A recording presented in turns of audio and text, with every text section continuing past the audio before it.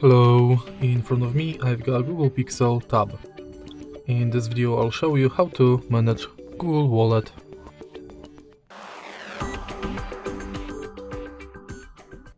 In the beginning, let's go to Wallet.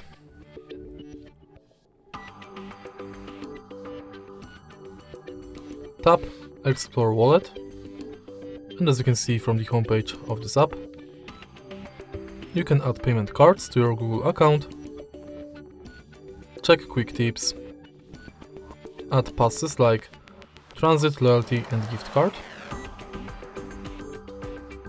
and then you can go to menu.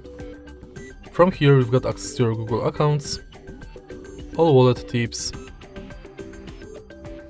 tap to pay setup, which is unavailable because this tab doesn't have NFC. You can check full list of participating banks, and then you can manage your passwords in Password Manager.